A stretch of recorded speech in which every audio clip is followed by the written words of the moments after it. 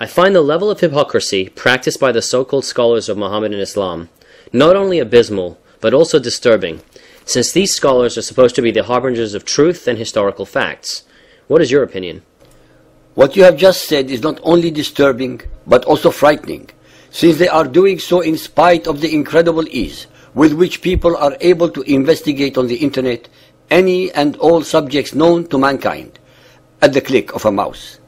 It is frightening because they are deceiving new generations of the followers of Muhammad into believing their falsehood and mendacities, while forbidding them from studying any other scriptures beyond the Quran. They are forbidden from reading these other scriptures, lest they are then able to compare and contrast them with the utterly false Quranic versions, thus inducing in their minds the beginnings of doubt. Doubt would make people think, investigate, and question even more.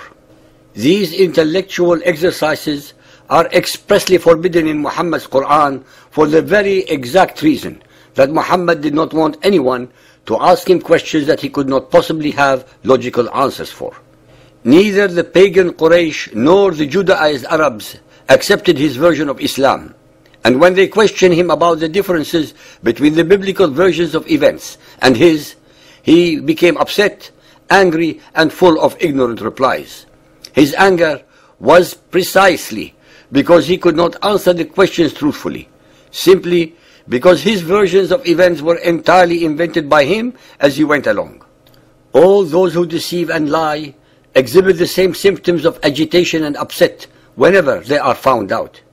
Muhammad did not want his followers, or anyone else for that matter, to ask questions that he could not possibly answer satisfactorily.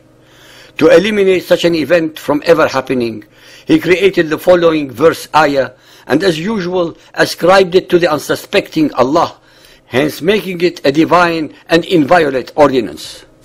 Al-Ma'idah 5.101. O ye who believe, ask not questions about things which, if made plain to you, may cause you trouble. But if ye ask about things when the Quran is being revealed, they will be made plain to you.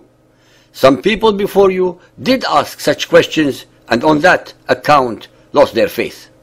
Ladies and gentlemen, can any believer listening to this chapter explain why, if a question is answered clearly, would cause the questioner trouble? If so, why would the next verse assert that the Quran would make it clear?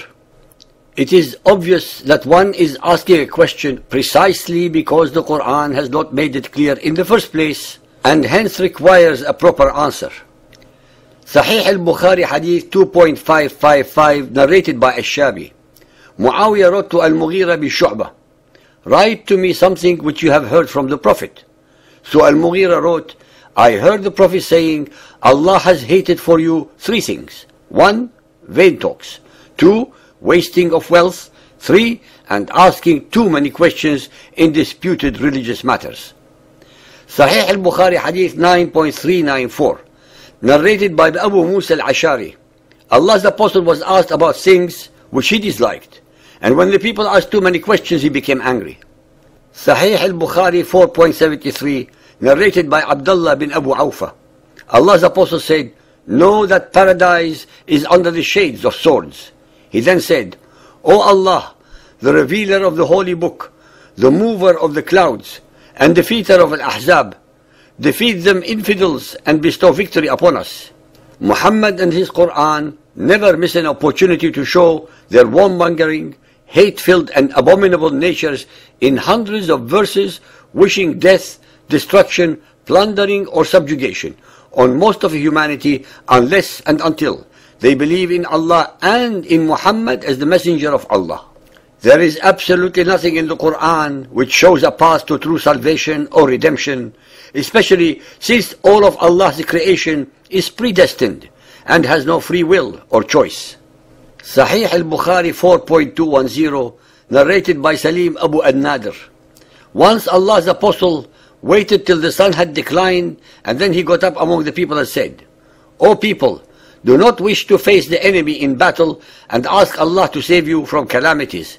But if you should face the enemy, then be patient and let it be known to you that paradise is under the shades of swords. According to the Muhammadan Muslim traditions, all of Muhammad's so-called battles, actually piratical raids for plunder, were holy. Even Muhammad's paradise is subject to the tyranny and terror of swords, the symbols of death and destruction. There is not an iota of spirituality, of mercy or compassion in the whole of Muhammad's Quran or the Hadiths.